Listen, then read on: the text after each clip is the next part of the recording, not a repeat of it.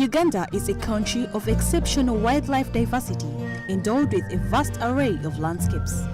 With a few women involved in the biodiversity and conservation leadership, on The Shift today, we look into the life of Dr. Gladys Kalema Ziksoka, who was encouraged to break through the largely male-dominated world of veterinary. Dr. Gladys Kalema Ziksoka, a wildlife veterinary doctor who has been working with wildlife for over 20 years now. Education was fine. I think I went to some of the best schools in Uganda and also in other countries, in the UK and in Kenya. So I had a very strong educational background. And I would say when I was 12 years old, I wanted to be a vet doctor because I had lots of cats and dogs at home. And we had cats, we had dogs especially. And I really I didn't like to see them suffering. So at 12, I thought I wanted to be a veterinary doctor. I ended up doing physics, chemistry, biology. I did my O-level at King's College, Budo, and A-level at Chibuli Secondary. I did physics, chemistry, biology because I wanted to become a vet doctor. And then I managed to get a place in University of London, Royal Vet College, and I did my vet school there. And then from there, I managed to do some research in Uganda. I worked at Entebbe Zoo with the chimpanzees and all the other animals. And then I also went to Budongo Forest and did some research on chimpanzees, looking at parasites in chimpanzees, in their dung. And then later on, 2 years later, I went to Bwindi and I was able to work with the mountain gorillas, doing the similar study I had done at Budongo, looking at parasites and bacteria in the dung. And this was in 1994. Tourism had begun in 93. So it was a good time to be in Bwindi. Everything was just beginning. And by the end of it, I felt like I just wanted to be a wildlife vet. Her passion for conservation began back in 1998 when she revived a wildlife club at Chibuli Secondary School as the chairperson, she narrates. From school, for sure. Started off actually in conservation as a secondary school student.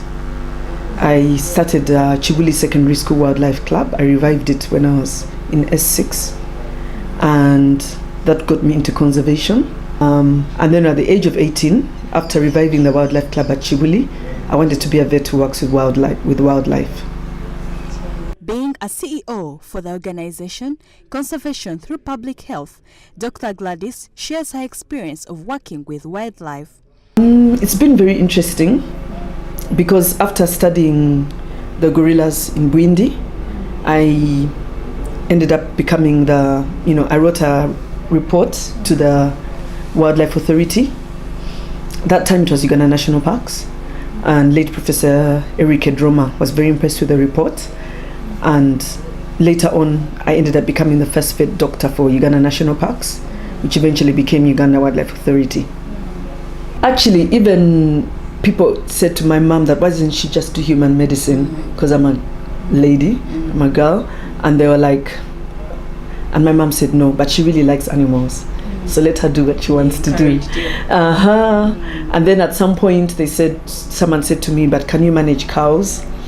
Because you're small, the time I was, and they were like, girl, women can't manage to handle cows. And I said, technique is more important than strength. And actually, I've ended up handling animals much bigger than cows, like elephants. So I guess I never saw myself so much as like I'm a lady in a male-dominated profession. I just saw myself as this is an exciting thing I want to do. It's your passion. It's a passion, and I know I can make a difference. And so I just went ahead and did it. And actually the park staff gave me a lot of respect. The rangers, the wardens, the directors, they all gave me a lot of respect and support to do the job. So I think that was fine. And actually when I started out, there were very few, actually there was hardly any female ranger in the park. And there were only maybe a few female wardens, but they were in community conservation. There are many female rangers now. There's many more women in wildlife conservation now, which is something we're very pleased about. In the veterinary profession, the women are not growing as fast though, unfortunately. There are some women vets coming up. I think there's two, actually, as far as veterinary medicine goes, that like cats and dogs, there's not many jobs. And that could be what's not encouraging the women so much. There's not many jobs, unless someone really has a passion. There's some vets, female vets out there who really have a passion. You know, there's a small animal vet, Dr. Bana Nakanwaji, and others in Makerere who really have the passion and they've stuck to it. They are like, let's do courses where we're more likely to get jobs, more of the job.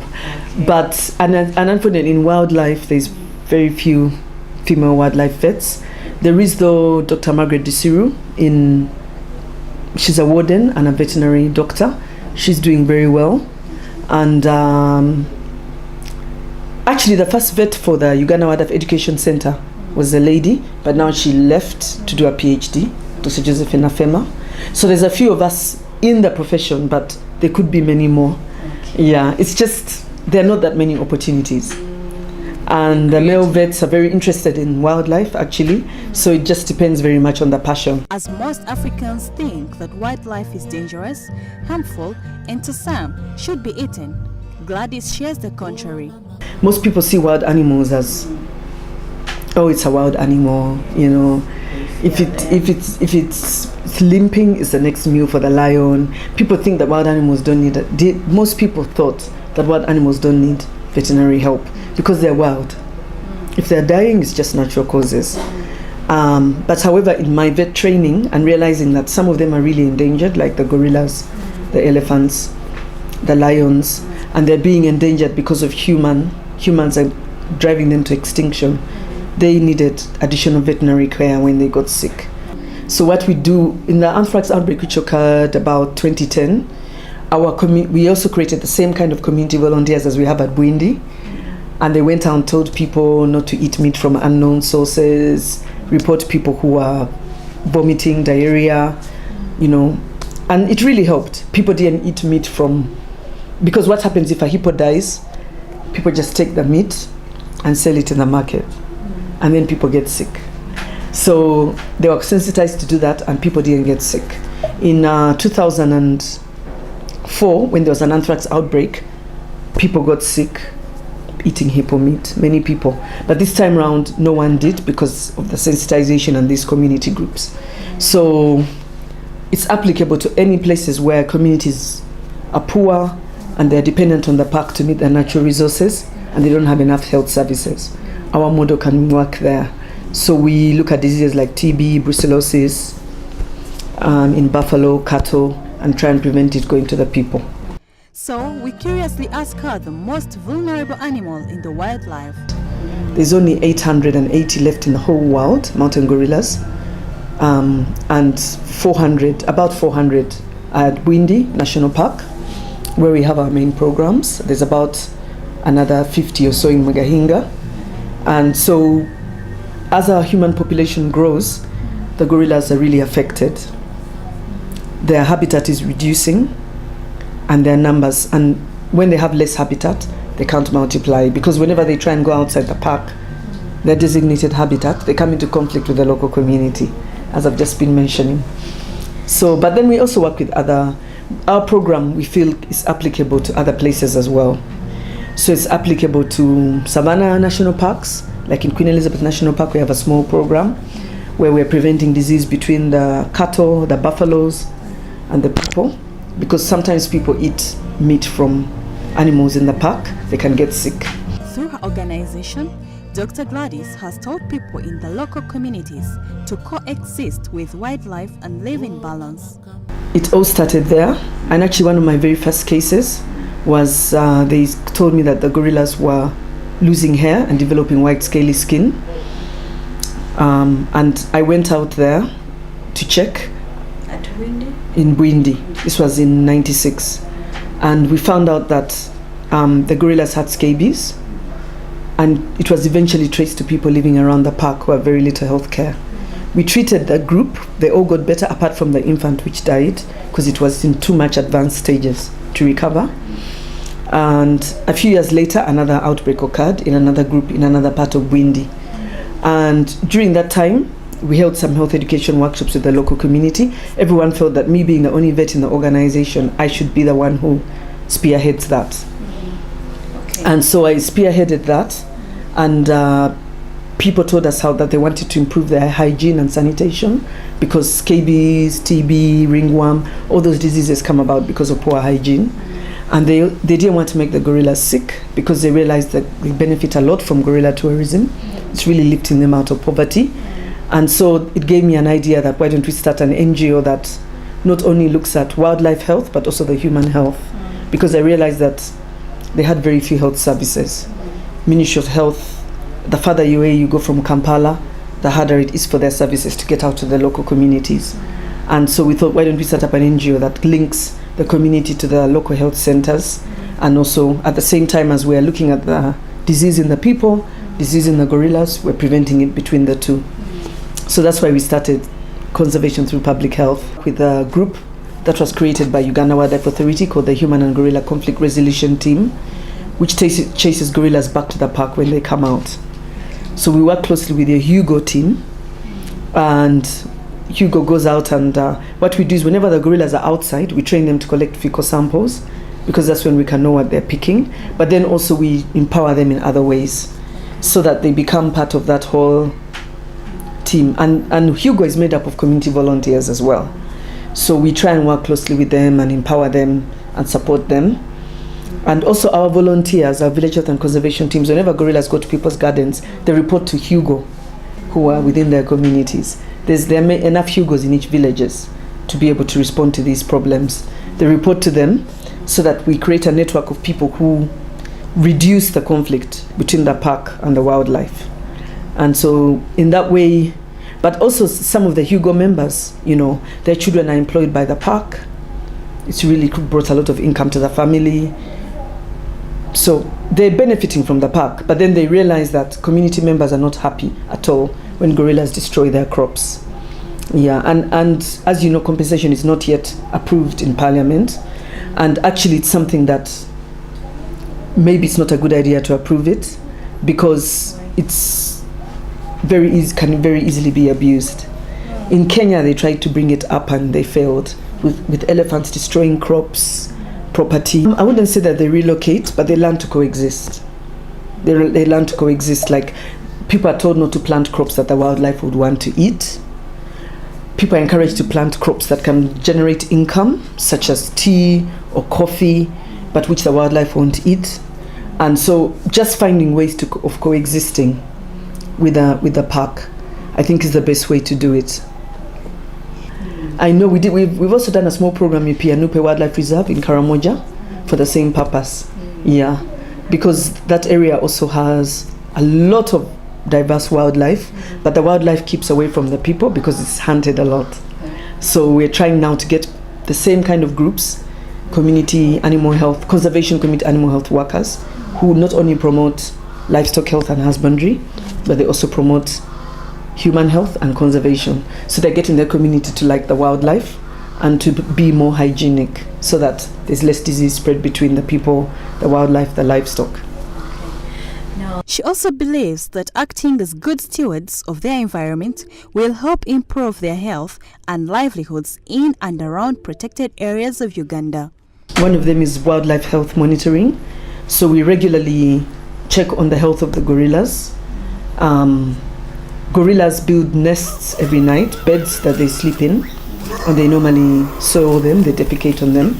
So we have a team of people, actually park staff, we've trained to collect fecal samples from the gorillas at least once a month from all the groups that you can see easily. The habituated groups for tourism and one for research. And then when there's abnormal, they collect more frequently, and we're able, without having to touch the gorillas, to find out if they're sick. Because normally you don't want to dart them or touch them unless they're sick, or it's human related or life threatening, because you disrupt the group. So we only do it when they're really sick, or we feel that it's connected with humans, like a snare, something like that. And then at the same time, we look for the same diseases in gorillas as in people. So we work with the local hospitals, the government health centers, the NGO missionary, Bindi Community Hospital, to see if they're sharing diseases with the gorillas and the people. And if people have a high incidence of certain disease, then we talk to the hospitals about talking to them about their hygiene, where they're collecting water from, are they boiling the water? So it's a good partnership with the local hospitals. And we also know gorillas can get diseases from goats or cows, so we work closely with the district veterinary officer and we try and prevent that. And we train community animal health workers to do that. Then we have the community health program where we work with village health teams and train them to do conservation work. So as they go out and promote hygiene and sanitation, they refer people who have scabies or TB to the health centers or even HIV suspects. They also focus on family planning because we found that people have many children and they can't give them proper health care, and also they can't give them an education, and they can't break the poverty cycle. So they not only are more likely to be sick, and when gorillas go into their gardens to eat banana plants they can get sick, but also these same people are not able to take their children to school. So they have to go into the forest to collect firewood. They end up poaching and doing all those things just to survive. But if their children can now go to school, then their children can get jobs, can become park rangers or teachers or nurses or doctors, so that as you break the poverty cycle around the national parks, then there's less pressure on the habitat of the gorillas and other wildlife.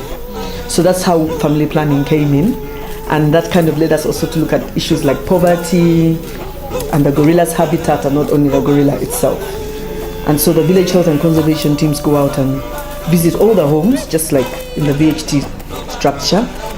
Not only that, they also promote gorilla conservation, forest conservation, energy saving cook stoves, sustainable agriculture. So they get the communities to own conservation and like gorillas.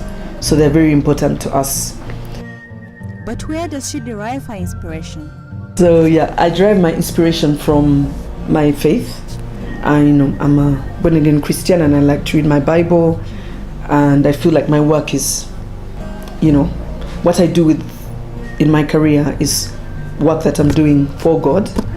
And so that's part of my faith very much so. And then when I'm out in nature, I get inspired. Whenever I track gorillas, it's very therapeutic. I come away feeling, I also get a lot of inspiration from that. And then I get a lot of inspiration from my children as well. They are very interesting, very energetic, and they give me a lot of inspiration too. But I definitely like reading a lot, and I do derive inspiration too from reading books about people who have accomplished a lot in life in various fields, and that also gives me a lot of inspiration. Dr. Gladys Kalema has won several conservation recognitions, which has encouraged her to change people's perceptions about wildlife. I would say that 10 years ago, the wildlife populations were less than they are now. I have to say that. They're definitely going up. The gorilla numbers increased from about 300 to 400, which is we're really pleased about, based on the census results. Other numbers are also going up. Elephant numbers are going up. And for example, in Queen Elizabeth National Park, our volunteers rescued a baby elephant. They've now so far rescued 2, and they're at UEC, Uganda Wildlife Education Center. One, Hamukungu, is about 5 years old. The other one is just a few weeks old. And they've rescued them because we told them that they will be friendly to Uganda Wildlife Authority, because you can all benefit from each other. So now these people like animals. They like their cows, the Basongora. So they went ahead, rescued the baby elephant, fed it with milk until Wildlife Authority was able to pick it up and take it somewhere, a safer place. And so we're really pleased that we're changing their attitudes, that they even went ahead and did that. There's one thing, animal numbers going up, another thing, telling people about it, publicizing it. So it will contribute to its growth. But of course, growth of the tourism industry also means there has to be a lot more effort in marketing Uganda as a destination. And there, Uganda Tourism Board comes on board to make sure that people all over the world know that Uganda is a safe place. People still think of Idi Amin, believe it or not. So we have to move that stigma and say, no, Uganda is a safe place to go. And because, of course, in the Min's days, the animal numbers really went down. Yeah. But now people have to know that actually, elephants are beginning to go up, and now we even have gorillas and chimps. We've habituated them. They're not habituated before. So we even have additional tourism attractions as the other animal numbers continue to go up. Giraffes and all of those. We actually brought, when I was working in Ua, we brought some giraffes from Kenya, Lake Nakuru to Kidepo. That time there were 6 giraffes, 1 female and 5 males. When we brought in 2 females and 1 male, we had to fly them because we couldn't drive. It was too dangerous and it was too long a journey for them to make it. There are now over 35 giraffes. There's about 40 or more. So we're really pleased that even working with our neighbors, we will be able to boost our animal numbers. Spending most of her time with wildlife, we ask about the challenges in her work. I think as a lady, first of all, you probably have to work a bit harder to show that you can do something, especially in a male-dominated profession. So that can be a bit of a challenge. And then like with wildlife, our animals are far away. Like to get to the gorillas, you have to sometimes walk for 6 hours to find your patients over very steep hills. So men are physically more fit than women. So it can be physically challenging. Also, as a lady, you get to the point when also men are faster, like when it comes to running away from animals, they're faster than us. Although I must admit, the time when the elephant charged, I ran faster than the ranger and the German vet who I was working with.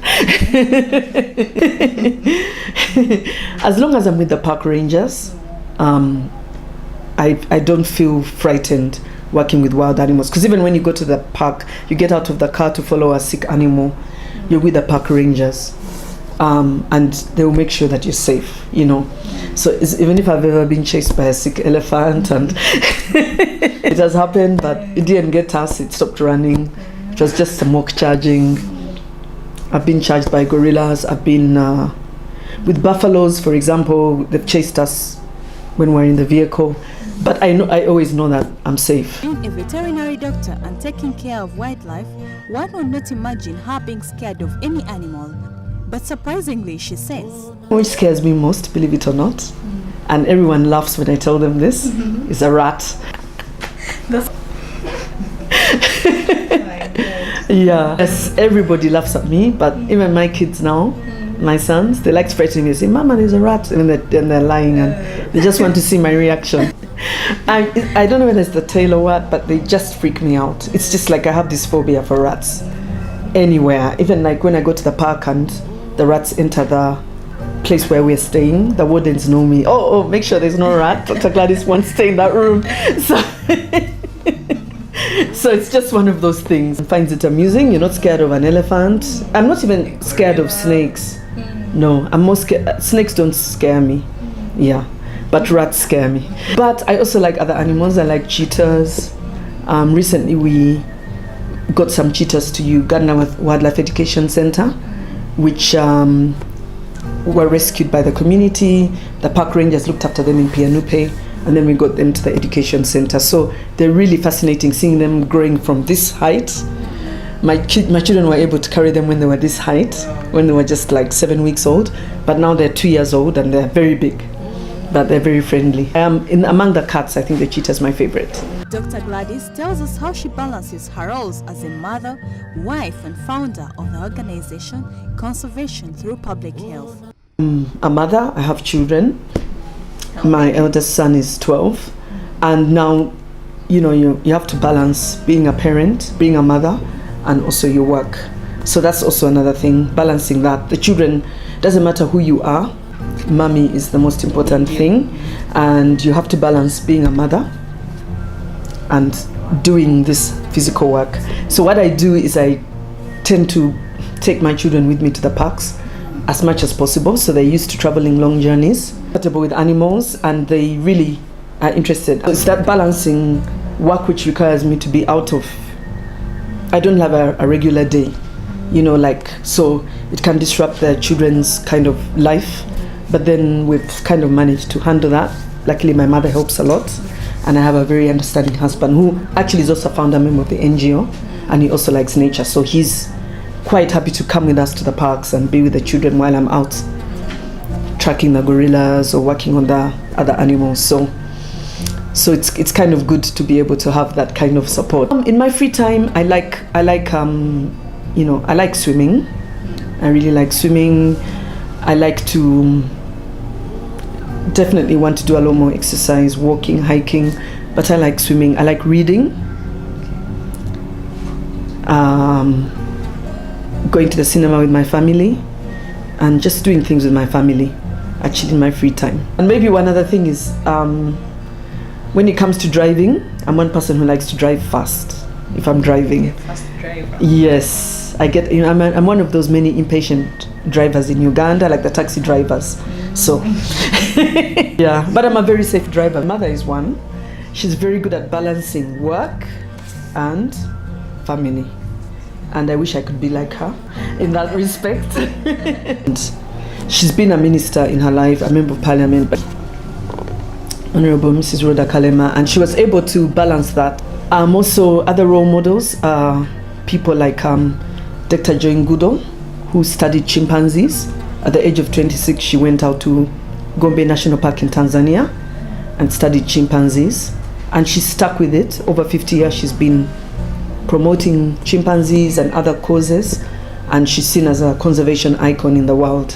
So she's a very big role model for me. Like some of them have died, like late Professor Wangari Maathai in Kenya, who was a real advocate for trees and planting trees. She started the Green Belt movement.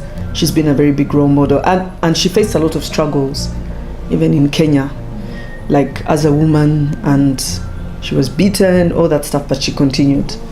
She has this to encourage the women. Aspiring young vet who's working now at the Uganda Wildlife Education Center, and she's been inspired by me. She's my friend on Facebook, Karen. I think what I would say to women is it's very important for them to follow their dreams, and the rest will follow. And it's really, they'll probably find the right mate, the right person who will support them in their lives. And also, it's important that when they have children, they involve their children in their work, so that the children also really understand that mothers or women have a very big role to play in society. And if they have sons, for example, their sons are more likely to respect their wives because they've seen their mothers. They understand their mother's work and they've seen how their mothers are working. And if they have daughters, their daughters will have a very good role model to follow. So I think it's important that in order to balance better work and career, career and your personal life, it's good to engage your children in your work. I'm very inspired by Mama Tendo, who tries to she has these seminars where she tries to get women to balance their lives better, especially career women. And I think that's very important, to engage your children in your work. As we prepare to celebrate the Wildlife Day, 3rd of March 2017, dubbed under the theme, Listen to the Young Voices, we should be encouraged to protect and conserve wildlife. Saving one animal may not change the world, but it surely changes the world for one animal.